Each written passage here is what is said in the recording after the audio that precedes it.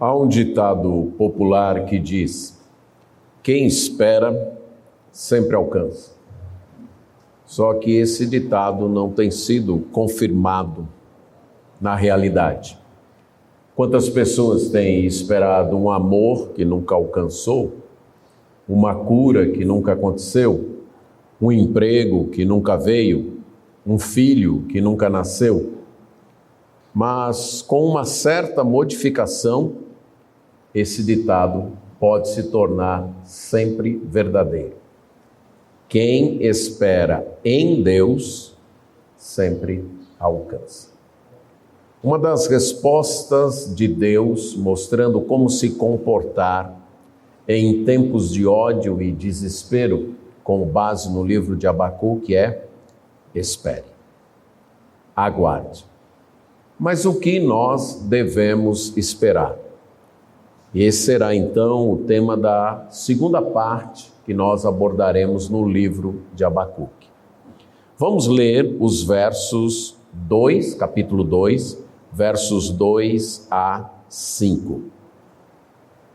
O Senhor me respondeu e disse: escreve a visão, grava-a sobre tábuas para que a possa ler até quem passa correndo. Porque a visão ainda está para cumprir-se no tempo determinado, mas se apressa para o fim e não falhará. Se tardar, espera-o, porque certamente virá, não tardará. Eis o soberbo, sua alma não é reta nele, mas o justo viverá pela sua fé. Assim como o vinho é enganoso, tampouco permanece o arrogante, cuja gananciosa boca se escancara como o sepulcro e é como a morte, que não se farta. Ele ajunta para si todas as nações e congrega todos os povos. Em tempos de ódio e desespero, espere em Deus. Espere, porque Deus vai responder à oração. Abacuque começa essa parte dizendo: o Senhor me respondeu. Ele, mesmo perplexo, mesmo confuso, mesmo sem entender, reafirmou suas certezas e apresentou suas queixas, suas dúvidas, seus dilemas diante de Deus. Buscou as respostas e esperou esta resposta sem desanimar. Não abandonou seu posto, como ele disse, se colocou na torre de vigia e vigiou. Aguardou. Ele não abandonou sua fé, não abandonou suas crenças em Deus, esperou persistentemente. Esperou com uma vigilância disciplinada, uma atenção, uma boa vontade em ouvir, uma disposição para aceitar a resposta de Deus sem se distrair. E ele disse, e Deus respondeu. Deus falou. Deus responde às orações. No caso de Abacuque, Deus respondeu com uma fala, uma revelação, uma visão, já que ele era profeta, era um vidente, tal como os outros profetas, como Amós, Isaías e outros, que viam a palavra de Deus. Nós temos a palavra de Deus escrita no Antigo e Novo Testamento. E é de olhos nesta palavra que nós devemos vigiar e aguardar as respostas de Deus. Ler, estudar, meditar persistentemente, vigilantemente, banhando toda essa leitura, esse estudo e essa meditação com oração.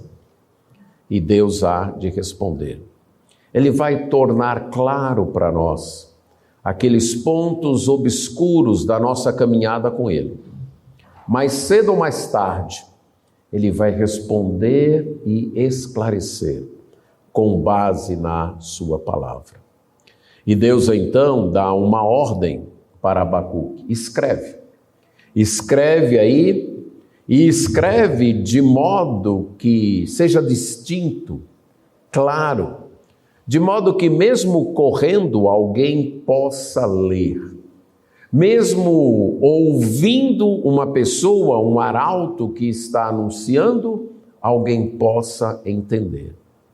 Escreve para que esta mensagem seja propagada, para que o arauto possa levar esta mensagem correndo de um lugar para outro e lendo, de maneira que as pessoas ouçam e entendam.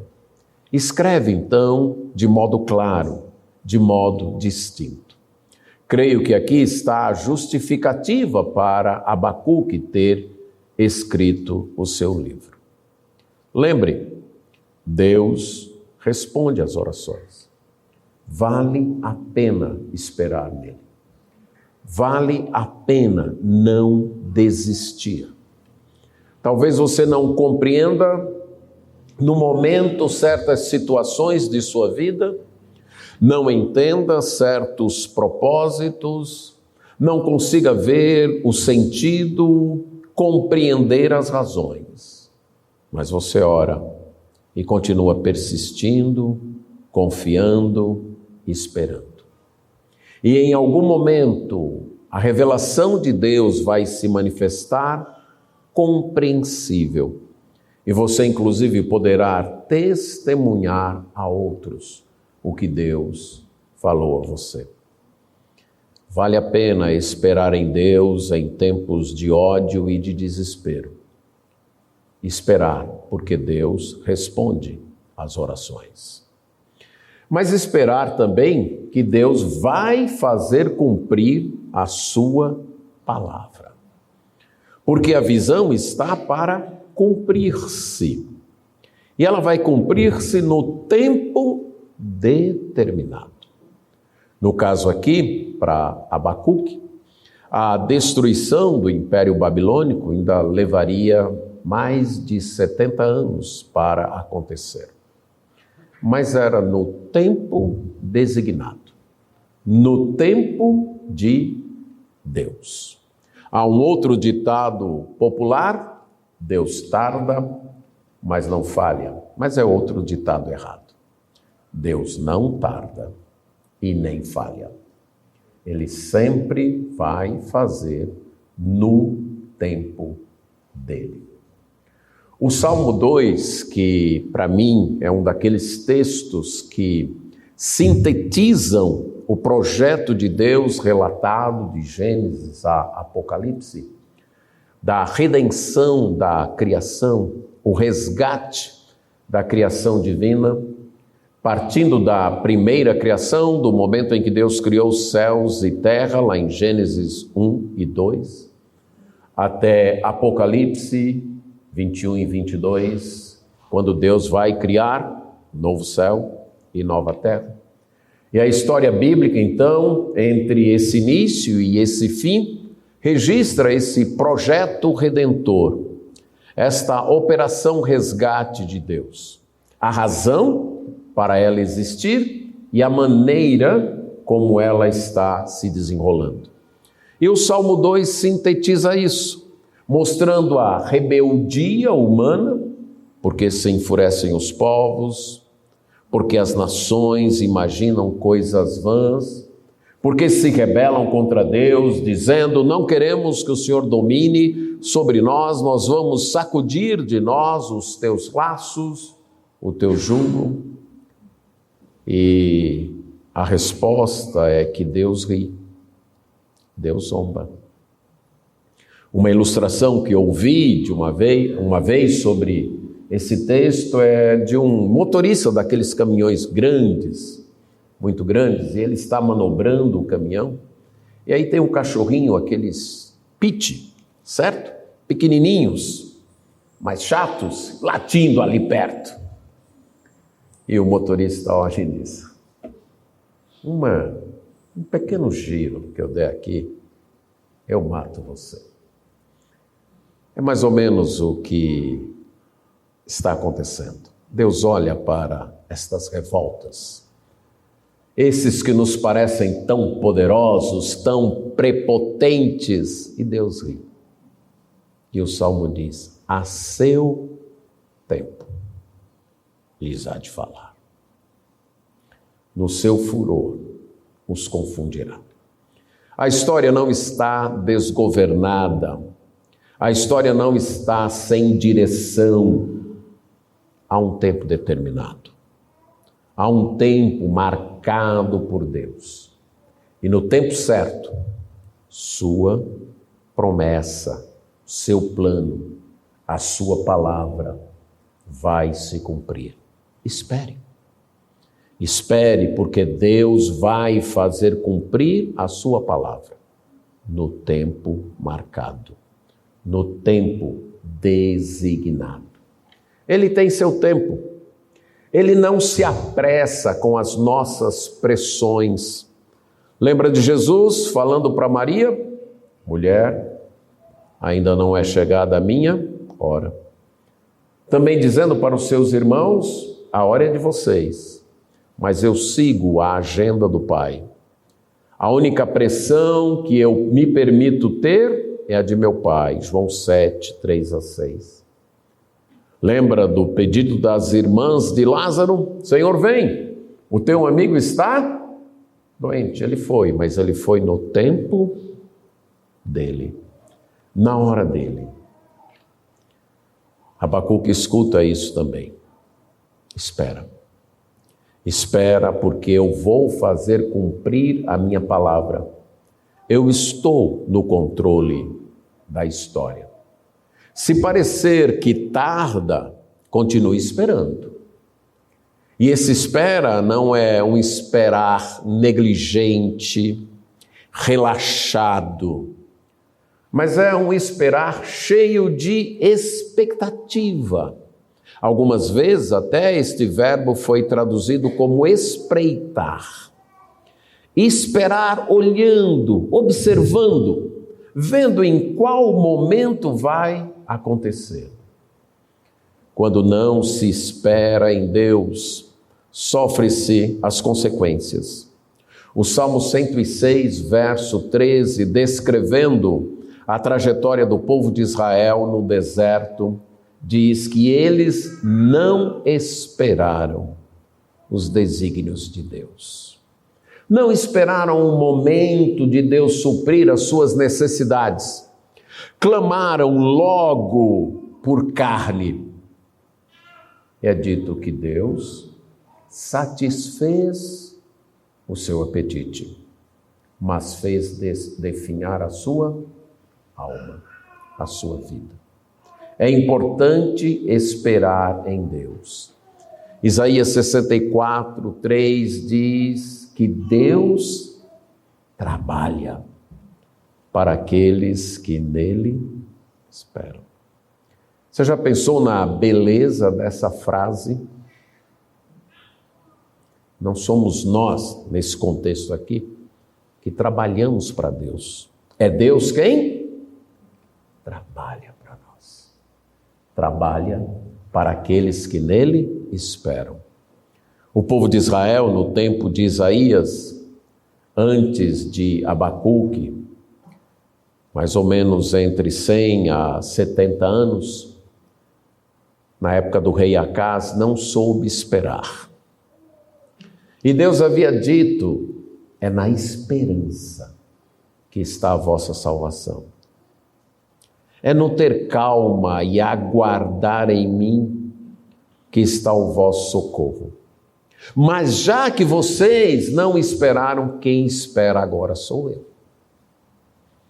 Sou eu que espero vocês voltarem a esperar em mim. Espere que a palavra de Deus se cumprirá. Ela se cumprirá porque ela é segura. Ela não falhará.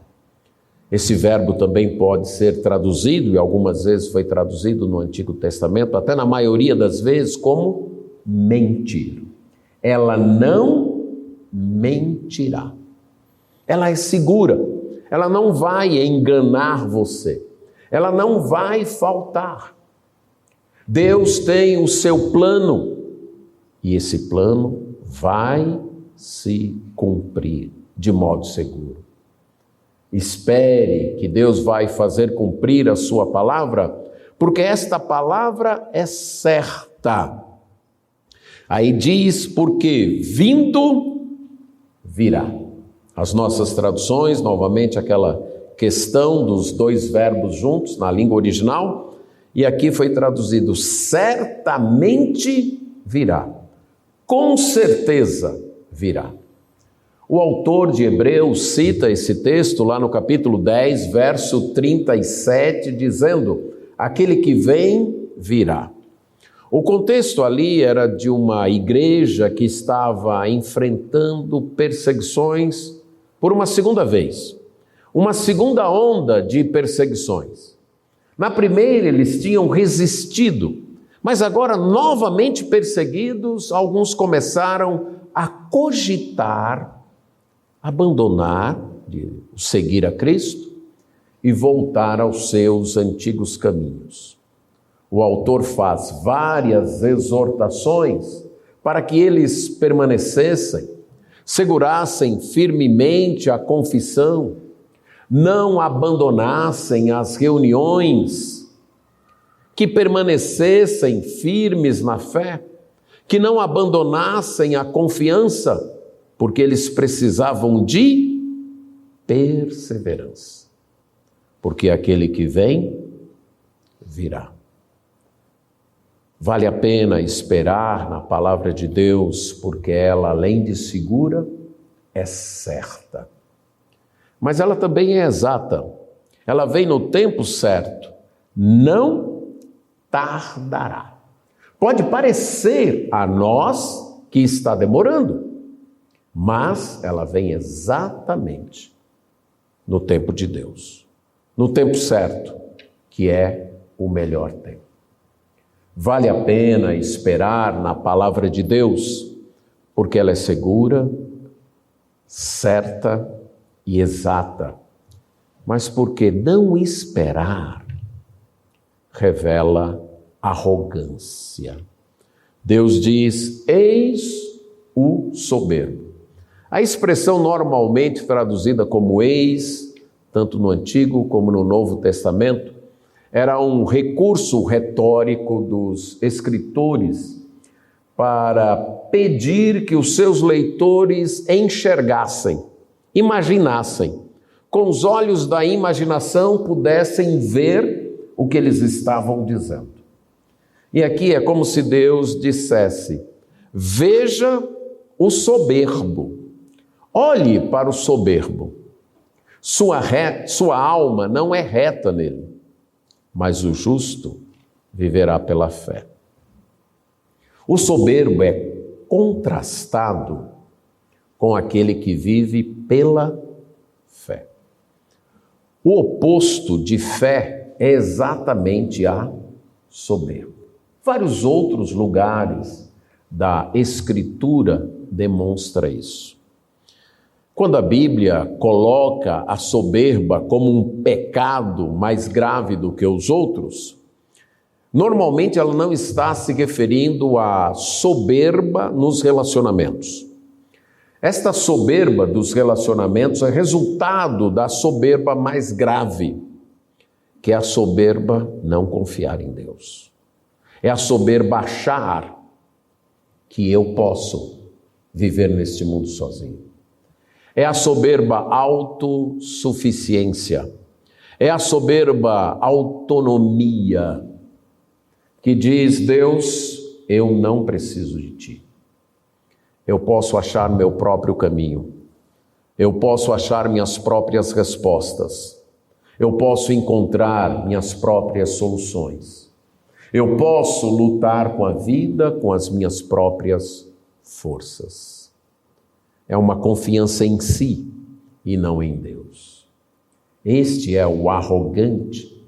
Aquele que faz a opção de não viver por fé, está sendo atrevido, inchado, confiando em seu conhecimento, em seu poder e não em Deus.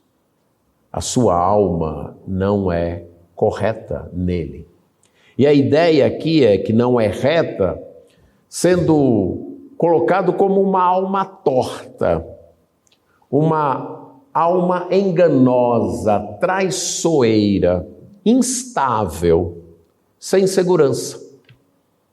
Aquele que confia em si mesmo e não em Deus está seguindo caminhos tortos, caminhos inseguros, caminhos instáveis. Ele é semelhante ao vinho, como diz no verso 5, enganoso. Ele não vai permanecer, ele não vai ter estabilidade. Ele tem uma ganância enorme, é colocado como uma boca que se escancara para engolir tudo, comparado então a um túmulo que nunca se farta. Morre gente agora, morre daqui a pouco, morre depois, mas a morte não para. Ela nunca está satisfeita. A ideia aqui é de alguém que busca segurança em suas conquistas, em suas coisas, que adquire um bem e acha, pronto, agora eu estou seguro. Mas isso é como um brinquedo novo para a criança. O encanto só dura alguns momentos. Daqui a pouco, o brinquedo é deixado de lado. Ele vai atrás de outra posse. Como alguém que busca segurança nas conquistas do conhecimento. Então faz um curso, faz outro, faz isso, faz aquilo, mas sempre está achando que algo falta. Busca poder, prestígio, riqueza, mas está sempre com fome. Nunca se sente satisfeito, porque sua alma não repousa em Deus. O único que de fato pode dar satisfação. Por não respeitar a Deus, ele segue nessa vida torta, errada, desonesta, sem se submeter a Deus e nessa instabilidade, que vai trazer sempre insatisfação. Mas já o justo vive por sua fé. A ideia aqui é que ele vive por sua fidelidade. A palavra aqui traduzida como fé expressa a ideia de algo que permanece firme. Um modo que me ajudou a entender a palavra é como ela foi usada em Êxodo 17:12. Naquele momento que Moisés sobe ao monte com Arão e Hur, e os israelitas estão lutando contra os amalequitas, liderados por Josué. E é dito que no momento que Moisés levantava sua mão, segurando a vara, o povo de Israel vencia. Mas no momento que ele abaixava, o povo de Israel perdia.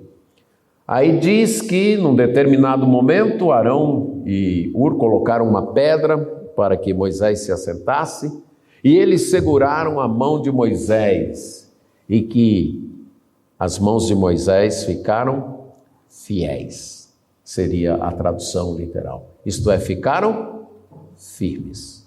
Cumpriram, esperaram, aguardaram. Essa é a ideia. Fé como uma atitude de perseverança firme. Um compromisso confiante. Não apenas um sentimento ou uma crença intelectual. Envolve isso e se reflete nisso. Mas basicamente é a perseverança em confiar.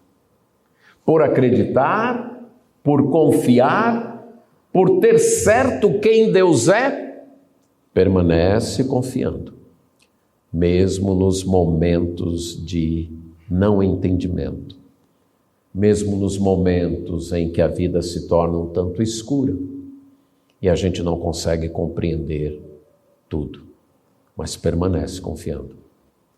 O justo vive assim, numa constante confiança em Deus, numa fé firme em Deus.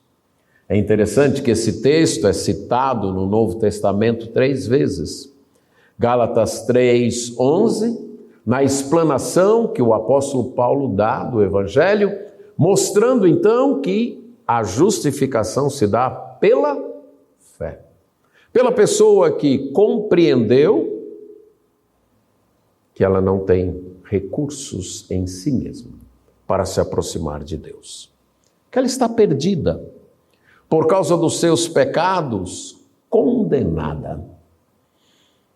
E ela compreendeu, pela graça de Deus, que o sacrifício que Jesus fez na cruz não é apenas suficiente, mas é o único que pode tirá-la da condenação para a justificação.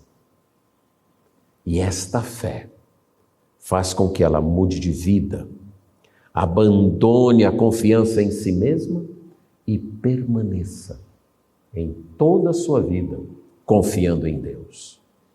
O Senhor Jesus Cristo ilustrou isso numa parábola, o fariseu e o publicano. O fariseu se aproximou de Deus com base em seus méritos. Eu te agradeço porque eu faço isso, não faço aquilo. Eu não sou como as outras pessoas, eu nem sou como este publicano aqui.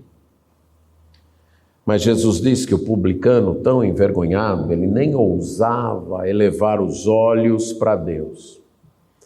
Mas como era comum naquela cultura, em alguns lugares, até hoje ele batia no peito, expressando sua tristeza e pedindo: Deus, faz uma expiação por mim, pecador. Eles estavam no culto ali no templo, ou no culto das 9 da manhã, ou das 15 horas, que eram os 2 cultos públicos do templo de Jerusalém. E um sacrifício estava sendo oferecido. E é como se aquele publicano pedisse que aquele sacrifício fizesse a expiação pelo seu pecado. Jesus disse que o publicano desceu justificado e não o fariseu. Aí Jesus acrescenta: porque todo que se humilha será exaltado, e todo que se exalta será humilhado. E Jesus faz essa união da falta de fé com a arrogância. Aproximar-se de Deus com base no que nós fazemos ou deixamos de fazer, ou com base naquilo que nós achamos que somos, é arrogância, é falta de fé. Somos pecadores, distantes de Deus, que por sua graça Ele nos atraiu, por sua graça Ele enviou o seu Filho, que na cruz pagou pelos nossos pecados. Por sua graça o Espírito Santo trabalhou no nosso coração pervertido, corrupto e duro. Quebrou esta vontade, iluminou essa mente de trevas e colocou um afeto, uma valorização por essa palavra, porque fé envolve isso. Fé envolve compreender, entender, ouvir e entender. Fé também envolve acreditar, é desse jeito aí. Isso é certo mesmo. Mas não é só isso.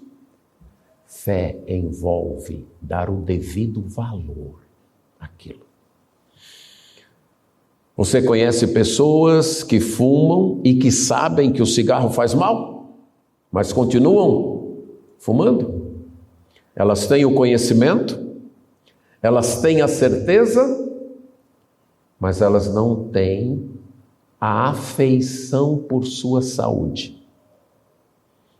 A afeição pelo que o cigarro produz é maior do que a afeição pela saúde. E talvez você conheça pessoas que já ouviram o Evangelho, já entenderam o Evangelho.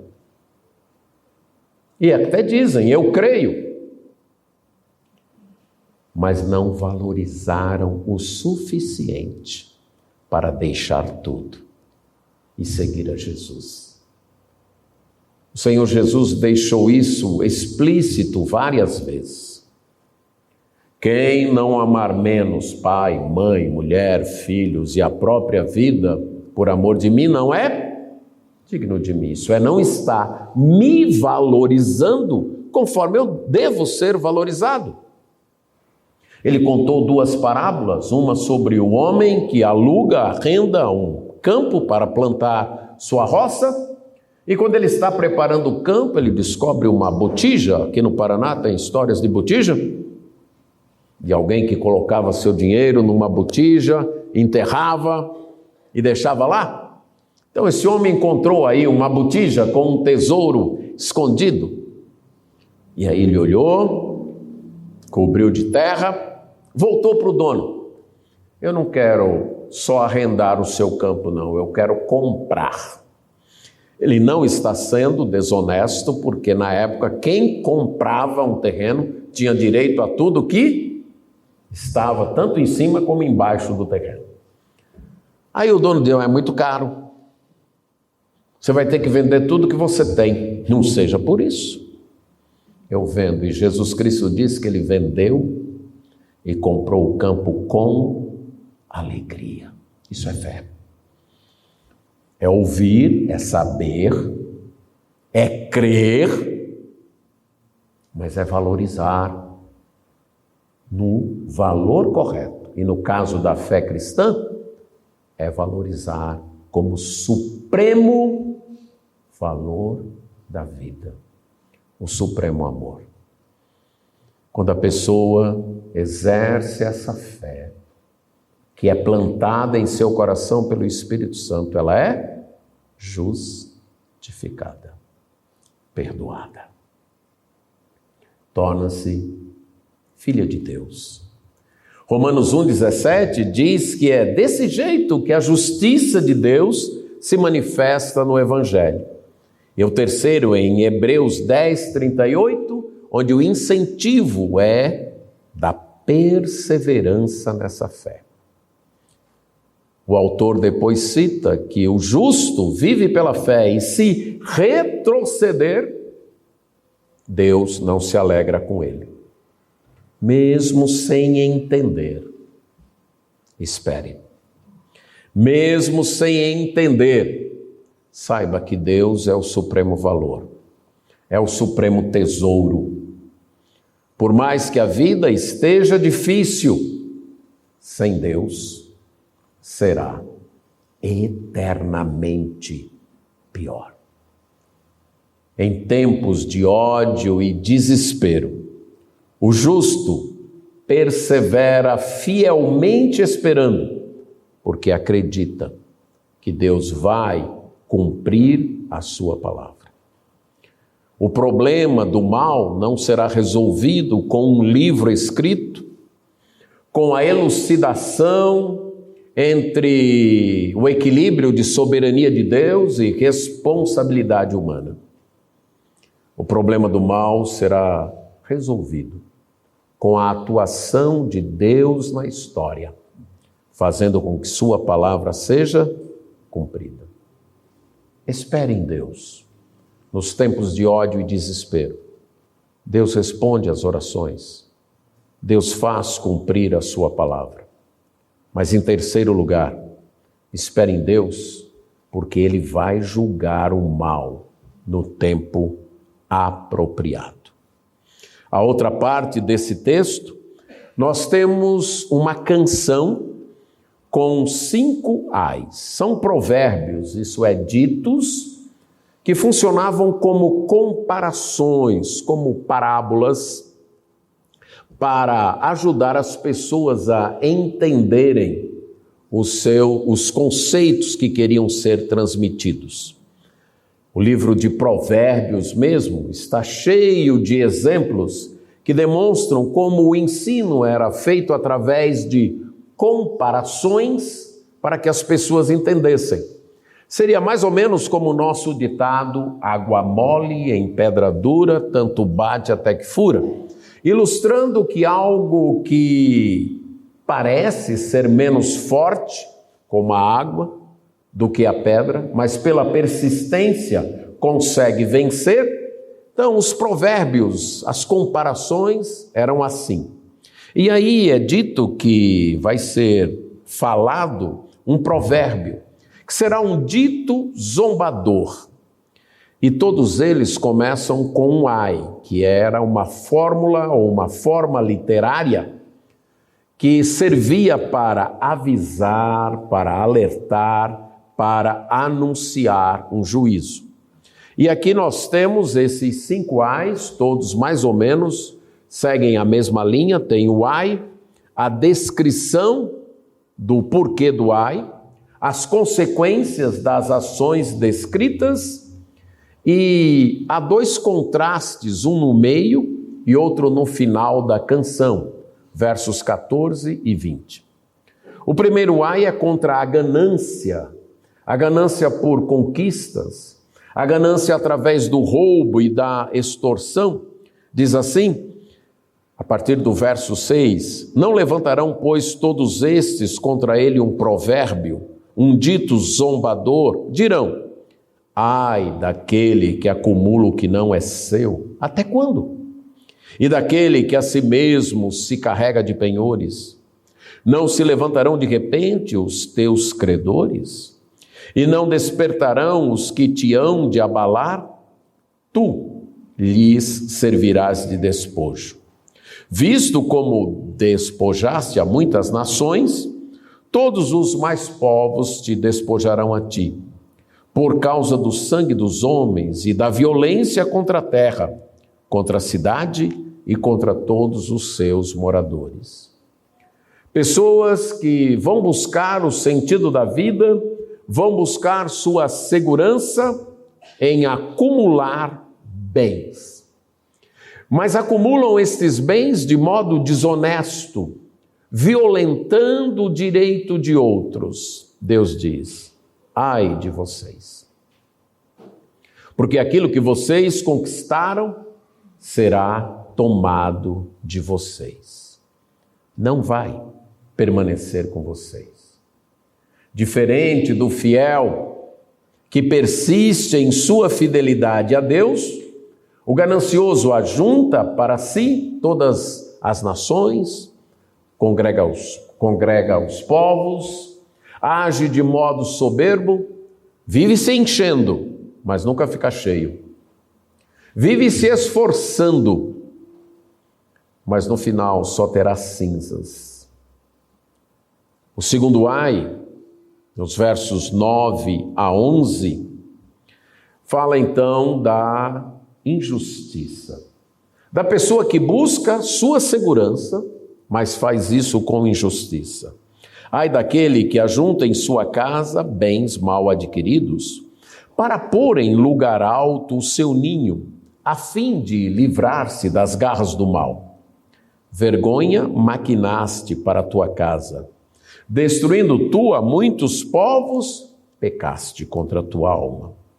Porque a pedra clamará da parede, e a trave lhe responderá do madeiramento. Nesse caso, a pessoa ajuntou os bens para poder construir a sua casa num lugar alto, num lugar que ela achava seria imune ao ataque do mal. Numa referência figurada, seria como um pássaro que fez o seu ninho no lugar mais alto para que ninguém nunca derrubasse. Fez a sua casa bonita, boa e segura para se livrar das garras do mal. Mas ele fez isso com injustiça. E aí, de fato, o que ele construiu foi vergonha para a sua própria casa. Ele pecou contra si mesmo, e é dito que as pedras daquela casa, as pedras com as quais ele construiu a casa, vão clamar contra ele. E a madeira que ele usou na casa vai responder a este clamor. Porque esta segurança é falsa, é fraca. Não é seguro construir nossa proteção com nossos próprios recursos, pois isso não é segurança. Isso é pecar contra si mesmo. O terceiro ai fala do egocentrismo para conquistar com violência, versos 12 a 14. Ai daquele que edifica a cidade com sangue e o fundamenta com iniquidade. Não vem do Senhor dos exércitos que as nações labutem para o fogo e os povos se fatiguem em vão? Pois a terra se encherá do conhecimento da glória do Senhor, como as águas cobrem o mar. O ai aqui é contra aquele que constrói impérios, cidades, empresas, empreendimentos, pisando em cima de outros, desrespeitando outros, sendo egocêntrico, daquele que só pensa em si mesmo e não nos outros. E ele está trabalhando para quê? Para o fogo. Porque o fogo destruirá tudo isso. A cidade, o negócio, os empreendimentos. O fogo transformará tudo isso em cinza. O seu esforço, o seu cansaço, a sua luta não darão em nada. Estas conquistas ficarão aqui, terminarão como lixo, queimadas pelo fogo. Por isso, nada que envolva desonestidade, opressão, violência para se ter grandeza, lugar e prestígio vale a pena. Quando é Deus quem dá essas coisas, devemos recebê-las com gratidão e desfrutar delas. Mas quando tentamos conquistá-las com a força do nosso braço, passando por cima de outras pessoas, será destruído. Estas pessoas não desfrutarão da glória que será eterna. E aqui tem o primeiro contraste. Contrastando com aquilo que é ajuntado com desonestidade, então será consumido pelo fogo, a terra vai se encher do conhecimento da glória do Senhor, como as águas cobrem o mar. Esse é o nosso tesouro, a glória do Senhor, porque é isso que vai permanecer, é isso que vai ficar para a eternidade. Abacuque já começa a ter as respostas de que o mal não vai permanecer para sempre, de que a injustiça não vai vencer. Um dia, a terra vai se encher do conhecimento da glória do Senhor, da mesma forma como as águas cobrem o mar. Se hoje é tempo de ódio e desespero, não será assim para sempre. Um dia, o conhecimento de Deus vai dominar o mundo e sua glória vai resplandecer. Depois desse intervalo, ele volta para o próximo ai e fala do ai do engano. Ai daquele que dá de beber ao seu companheiro, misturando a bebida ao seu furor, e que o embebeda para lhe contemplar as vergonhas. Será farto de opróbrio em vez de honra. Bebe tu também e exibe a tua incircuncisão. Chegará a tua vez de tomares o cálice da mão direita do Senhor, e a vergonha cairá sobre a tua glória. Porque a violência contra o Líbano te cobrirá, e a destruição que fizeste dos animais ferozes te assombrará, por causa do sangue dos homens e da violência contra a terra, contra a cidade e contra todos os seus moradores. O texto fala daqueles que se embriagam e embriagam os outros. Mostra claramente que bebedeira não é diversão, mas destruição, desgraça, vergonha. Que aqueles que vivem intoxicando os outros para poder se aproveitar deles e até contemplar a sua nudez, para estes haverá uma fartura, mas uma fartura de vergonha e uma ausência de honra. Não será a glória destes que vai encher toda a terra. A glória deles, de fato, será beber a ira de Deus, o cálice que vem da mão dele. Vão continuar embriagados, mas embriagados da ira de Deus. E aí ele fala da violência contra o Líbano. Aqui é uma profecia bem específica quanto à Babilônia. A região que hoje nós chamamos de Líbano, e na época também era chamada, era uma floresta densa e muito bonita, com cedros, que alguns estudiosos dizem que chegava a ter 12 metros de diâmetro. Imagine uma árvore de 12 metros de diâmetro e 30 de altura. Mas os impérios dominadores, a Síria, a Babilônia, a Medopérsia, destruíram esta floresta para realizar a construção dos seus palácios. Também mataram os animais ferozes que habitavam ali. Um crime contra a natureza, mas também um crime contra os homens. Uma violência contra a humanidade. Tudo isso causado por ganância. Busca de bens e poder. Aí ele diz que isso vai ficar assombrando. Vai se voltar contra estas pessoas.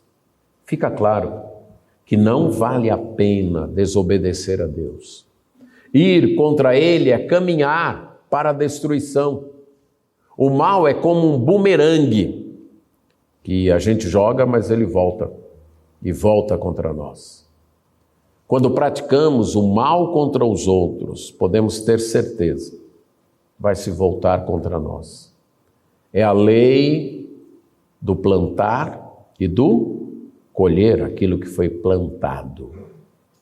O último ai é contra a idolatria, que aproveita o ídolo, visto que o seu artífice o esculpiu, e a imagem de fundição mestra de mentiras, para que o artífice confie na obra, fazendo ídolos mudos.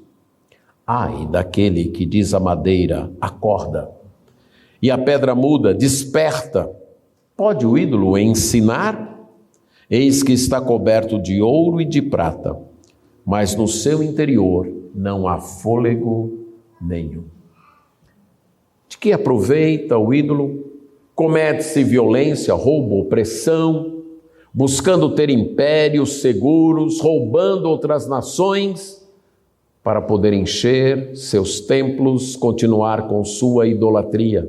Foi isso que a Babilônia fez, inclusive contra o templo do Senhor, levando os tesouros do templo do Senhor para o seu próprio templo.